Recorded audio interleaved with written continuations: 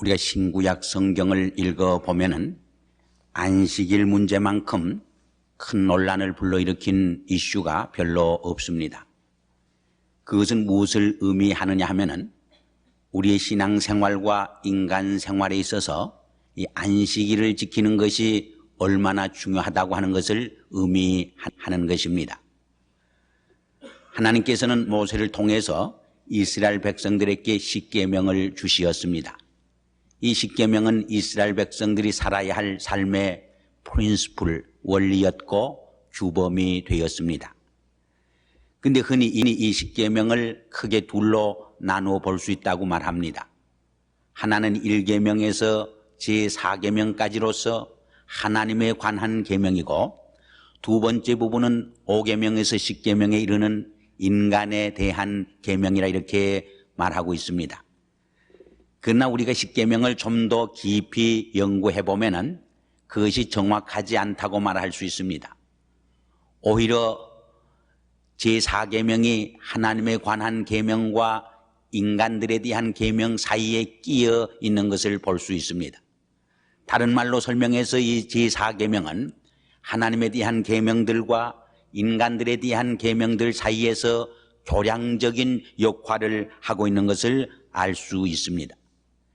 이 말을 다른 말로 설명을 한다고 하면은 이 제4계명을 바로 이해하게 될 때에 하나님에 대한 계명도 바로 이해하게 되고 인간들에 대한 계명의 의미도 바로 깨달을 수 있다고 하는 말이 되어집니다. 그러므로 우리가 이 제4계명을 바로 이해하고 이 제4계명을 어떻게 바로 지킬 것인가 하는 문제를 생각하는 것은 대단히 중요한 의미를 지니는 것입니다.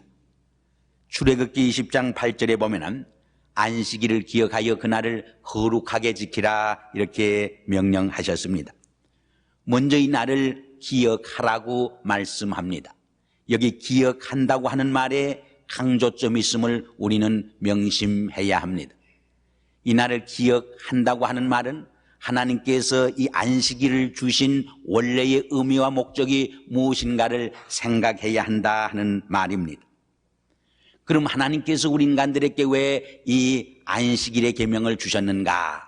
쉽게 말해서 안식을 위해서, 휴식을 위해서 주신 것입니다. 하나님께서도 엿새 동안에 천지 만물을 창조하시고 제7일 되는 날 쉬셨습니다. 우리 인간들로 하여금 엿새 동안 열심히 일하고 제7일에 안식하도록 하기 위해서, 휴식하도록 하기 위해서 안식일을 주신 것입니다. 그것은 다른 말로 말해서 우리 인간은 휴식을 필요로 하는 존재라고 하는 의미를 갖고 있습니다. 인간은 계속해서 일할 수 없도록 지어진 존재입니다. 계속해서 일할 적에 일을 많이 하고 크게 할 것 같지만은 반드시 그런 것은 아닙니다. 사람은 계속 휴식 없이 일하게 될 적에 육신적으로, 영적으로, 정신적으로 병들게 되고 인간의 인격과 내면적인 삶이 오히려 파괴되고 마는 것을 알 수 있습니다. 왜 하나님께서 낮과 밤을 주셨습니까? 낮에는 열심히 일하고 밤에는 쉬도록 하시기 위함입니다. 물론 요새는 밤에 일하고 낮에 자는 사람들도 많이 생기게 되었습니다마는 우리의 산업 구조가 그것이 결국 어떤 의미에서는 또한 인간의 자연 질서를 파괴하는 결과를 빚어냈다고 말할 수도 있는 것입니다.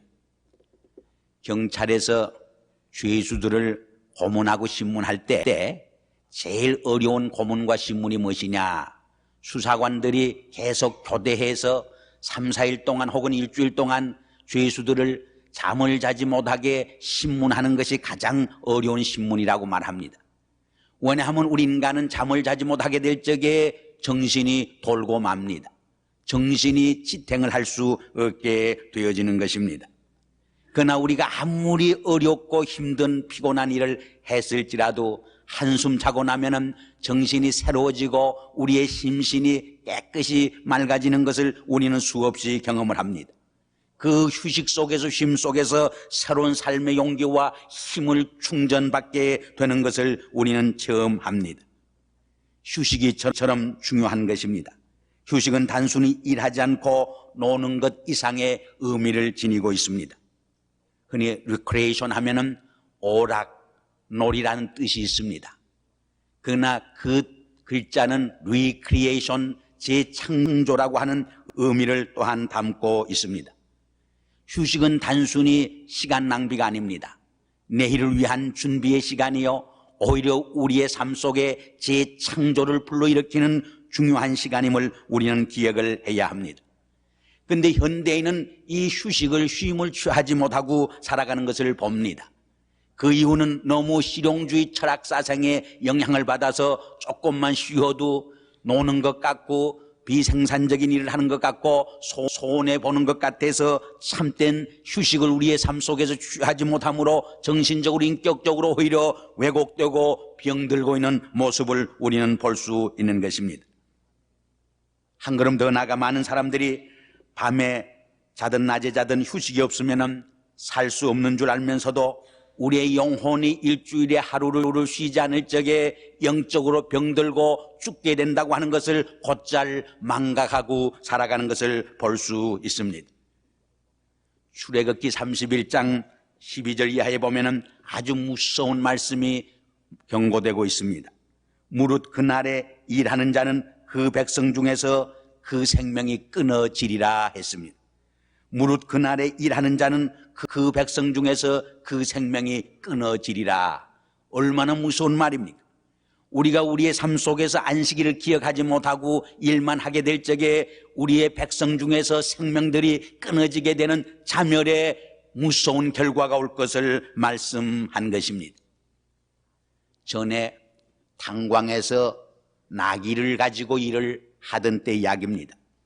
기계가 없는 때니까 나귀로 그 캄캄한 지하에서 계속 쉼없이 나귀를 몰고 일을 시키면은 나귀가 눈이 멀고 만다고 합니다.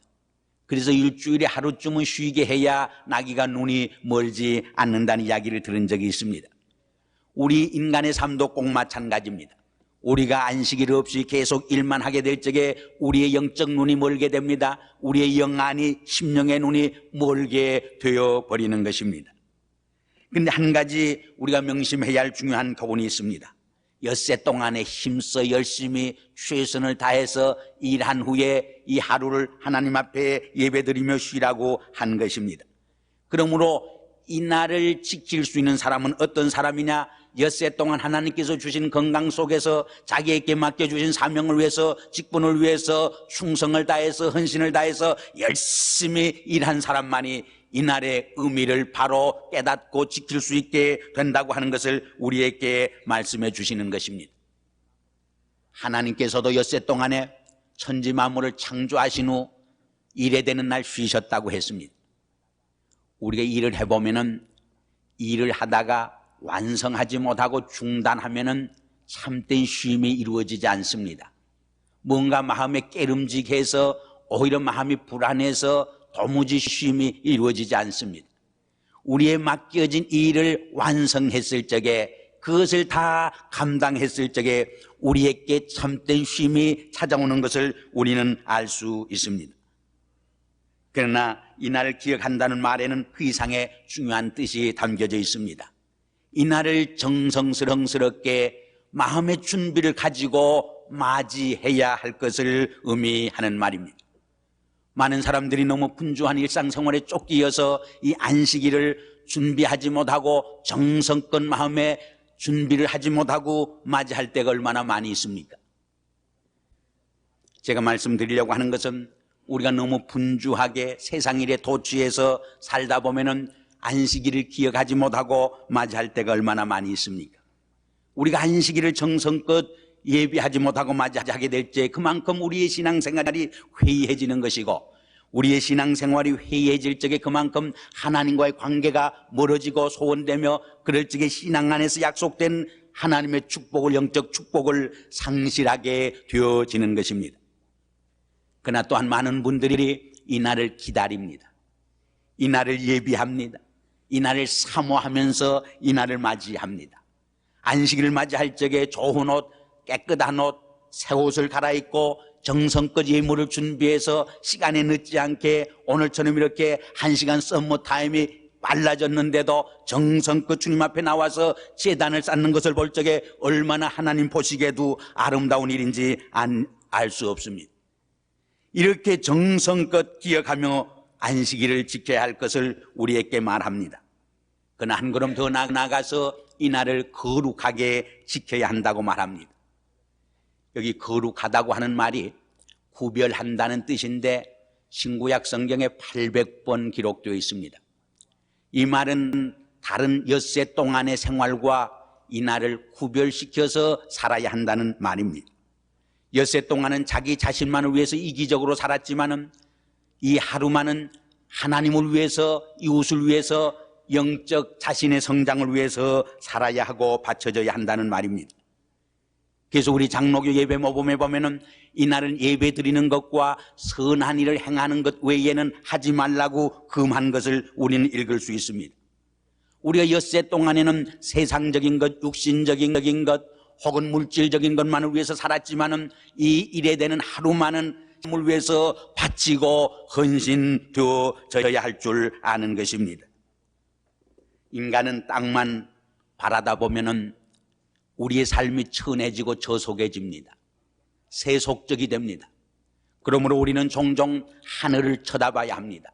위를 쳐다보며 살아야 합니다. 그래서 시인은 말합니다. 내가 눈을 들어 산을 보리라고. 바울도 말하기를 너희는 위의 것을 찾으라고 우리에게 권면해 주고 있습니다. 그때 우리는 거기서 삶의 높은 이상과 꿈과 환상을 보게 되는 것입니다. 그리고 새로운 삶의 용기와 힘을 얻게 되어지는 것입니다.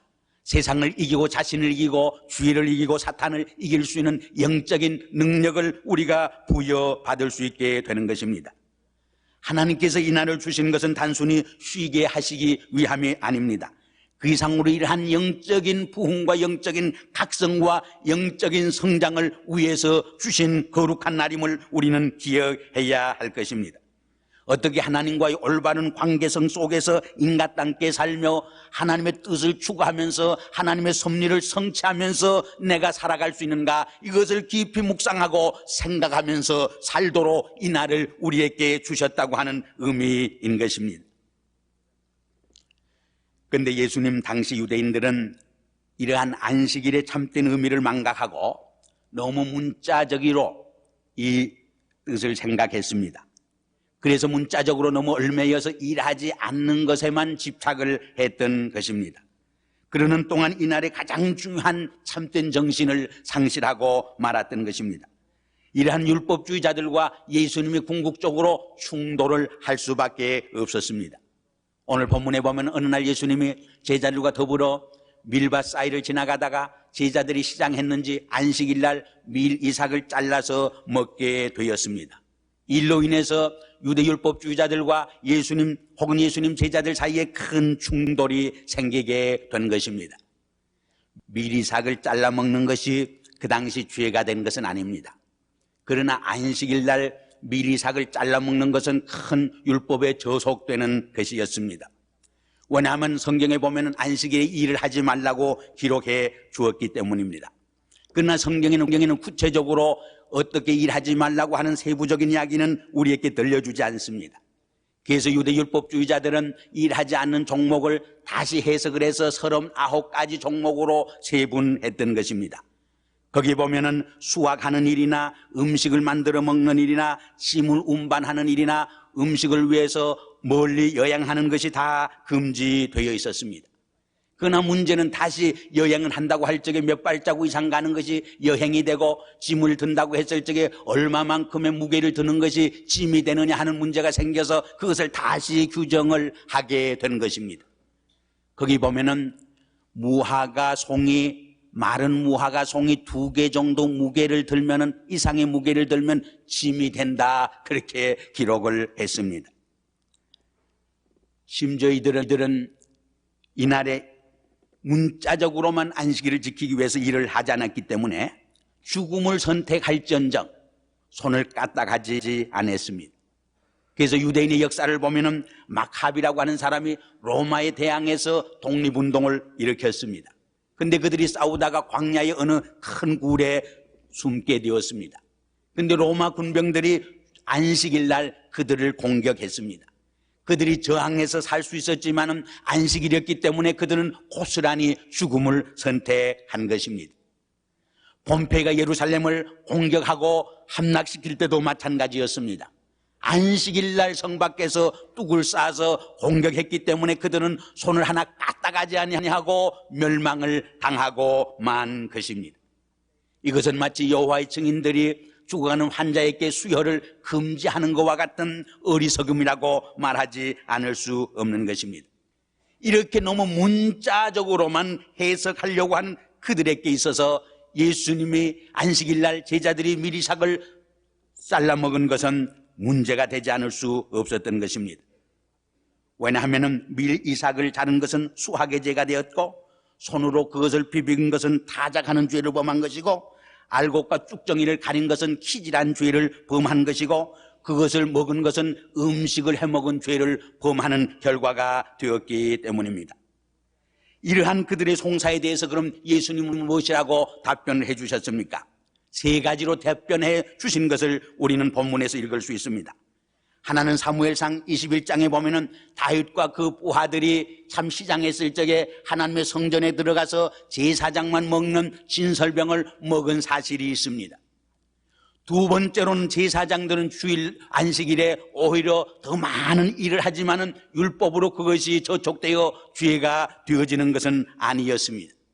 세 번째로 하나님께서는 제사보다 형식적인 의식보다는 오히려 인애를 원하고 사랑을 원한다고 하는 것을 말씀함으로써 오히려 안식일의 참된 의미가 무엇인가를 저들에게 일깨워 주려고 한 것입니다. 여기 보면은 안식일에 또한 손 마른 자를 병 고쳐준 이야기가 나오는데, 오늘 본문에는 기록되어 있지 않지만 외경에 보면은 히브리서 복음이라고 하는 외경에 보면은 이 사람은 석공이었습니다. 손이 말랐습니다.